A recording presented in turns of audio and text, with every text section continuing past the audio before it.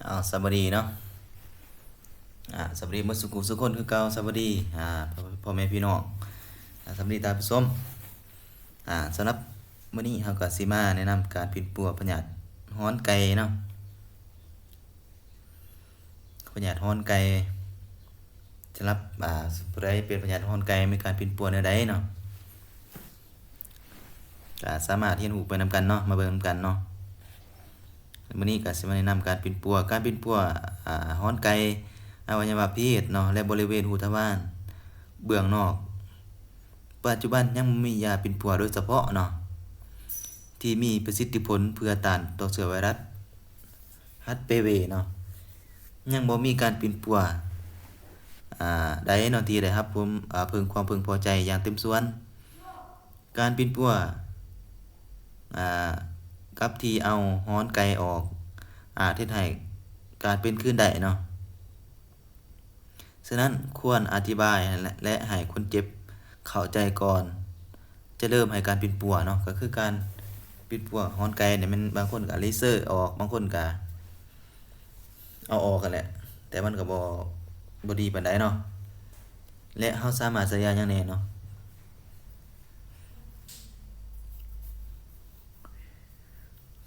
วิธีการปิ่นปัวด้วยยาเคมีเนาะก็คือใช้ยาโพโดฟิลิน25%ในการผสมของแบบโดซิซิลิน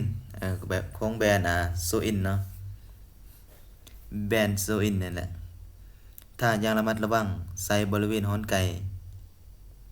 หลีกเลี่ยงท่าบอลปกติเนาะต้อง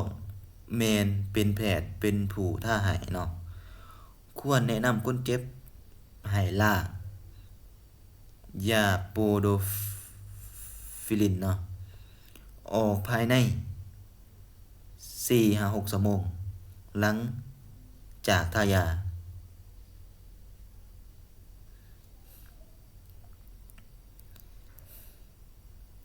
ยาอาทิตย์หนึ่งท่าเทื่อเดียวถ้าฮ้อนไก่ยังถ้าฮ้อนไก่ยังคงอยู่หลังจากทายา6-8เทื่อควรนำส่งคนเจ็บไปบอนที่มีเงื่อนไขดีกว่าเนาะแล้วใส่ยาที่สองคือสามารถใส่ยาโปโดอ่าฟิโลท็อกซิน0.5%ชนิดน้ำเนาะ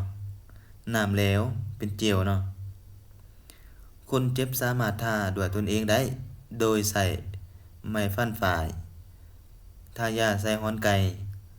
อวัยวะเพศที่เห็นนั้นทา2เทื่อต่อมื้อทา3มื้อติดต่อกัน แล้วบาด4มื้อบ่ทายาเนาะถ้าจำเป็นอาจจะได้ทาในอาทิตย์ต่อไปจนถึง4-5อาทิตย์จำนวนปริมาตรยาโปโด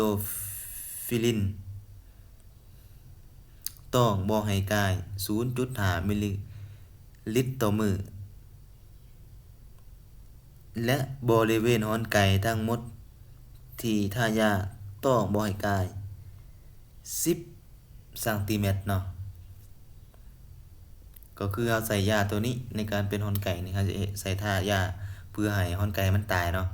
ก็คือเราใส่แต่บอนเป็นฮ้อนไก่หั่นบ่บ่ควรท่าอ้อมๆฮ้อนไก่บ่ควรที่ว่าห่างจากฮ้อนไก่ประมาณ10 10 เซนติเมตรเนาะถ้าใกล้กันก็บ่ได้เนาะต้องใส่บอนเฉพาะบอนเป็นเนาะมาเหตุห้ามใส่ยาโปโดฟิลินในเวลาถือผ้าหรือเลี้ยงลูกด้วยน้ำนมเนาะอย่าเป็นอันตรายเนาะ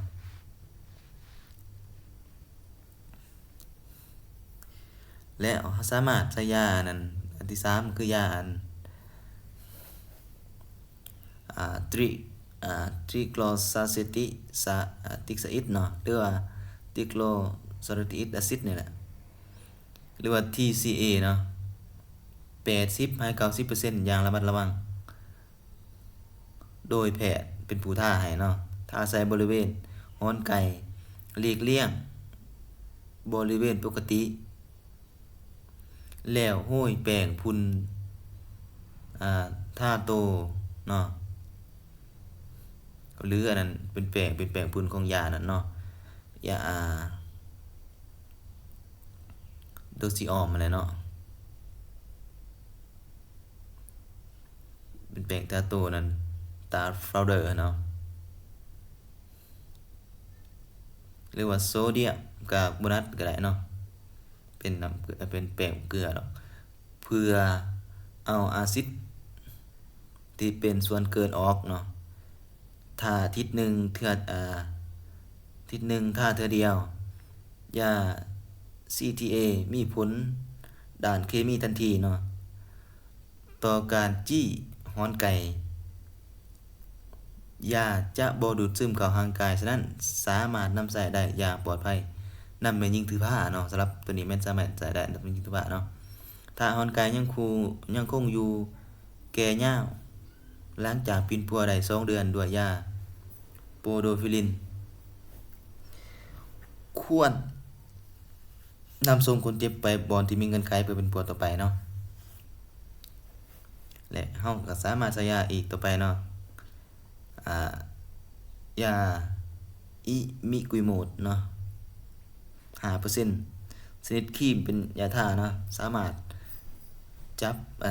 คนเจ็บสามารถทาด้วยตนเองได้โดยการใส่นิ้วมือหรือไม้ฟันฝ่ายทาก่อนนอนและปล่อยไว้ตอนกลางคืนทา3 มื้อติดต่อ3 มื้อต่ออาทิตย์บางมื้อทาจนฮอด16 อาทิตย์บริเวณทายาควรล้างด้วยสบู่และน้ำหลังจากทาได้50 ชั่วโมงยังบ่ทันมีการยั่งยืนความปลอดภัยของการนำใช้ยาโปรโดฟิโลท็อกซินเนาะและอิมิกุยโมดในการถือผ้าเนาะแม่นเฮาสามารถใช้ยาตัวนี้ก็ได้เนาะได้ตัวเองได้ขอขอบใจท่านผู้ชมที่ชมฮอดจุดนี้เนาะก็ขอขอบใจหลายๆเนาะคือสามารถสำหรับพยาธิฮ้อนไก่นี่เฮาก็บ่สามารถหายขาดได้เนาะแต่ว่าเฮาก็บ่แนะนำใช้ยาเองและบ่แนะนำให้ซื้อยาเองเด็ดขาดเนาะมันอันตรายแนะนำไปหาที่บ่อนที่มีเงื่อนไขเนาะขอขอบใจเนาะวิธีการอ่าวิธีการปิดปัวโดยการผ่าตัดนี่อันนี้ก็แม่นไปหาหมอคือเก่าเนาะวิธีการผ่าตัดก็คือจี้ฮ้อนไก่ด้วยความเย็นเนาะสามารถจี้ฮ้อนไก่ด้วยสารไนโตรเจนแล้วเนาะคาร์บอนไดออกไซด์เนาะหรือจี้ด้วยเครื่องครีโอป๊อปเนาะจี้ทีเดียว1-2ต่ออาทิตย์เนาะต่อ1-2อาทิตย์การจี้ของไก่บ่ได้เฮ็ดให้เบื่อพิษหรือว่าบ่จำเป็นต้องใส่ยามึนและยาสลบและบ่เฮ็ดให้มีแป้วเนาะถ้าปฏิบัติอย่างถูกวิธีเนาะก็คือไปหาท่านหมอที่เลเซอร์ออกให้เนาะอ่าก็คือ2ก็คือการจูดฮ้อนไก่ด้วยเครื่องมือไฟฟ้าเนาะอิเล็กอิเล็กโทรนั่นเนาะเครื่องอันนั้นเนาะหรือเครื่องไฟฟ้า3ก็คือสามารถผ่าตัดเอาฮ้อนไก่ออกเนาะโดยวิธีปิดปัวฮ้อนไก่อวัยวะเพศด้วยการผ่าตัดเนาะอาจบ่สามารถปฏิบัติได้อยู่สถานที่บริการสาธารณสุขขั้นต้นเนาะ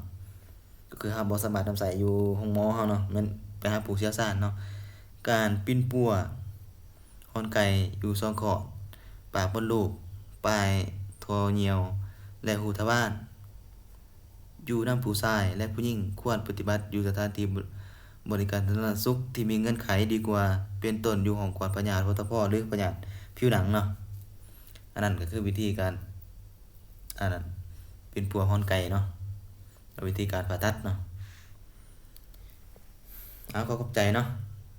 เบิ่งคลิปนี้เนาะแล้วก็สามารถติดต่อได้เด้ออย่าลืมเด้อกดไลค์กดไลค์แล้วกดติดตามเนาะแล้วก็คอมเมนต์เนาะอยากรู้ปัญญาใดหรืออยากถามหยังก็คอมเมนต์ได้เนาะเพื่อสิอธิบายให้อย่างละเอียดเนาะ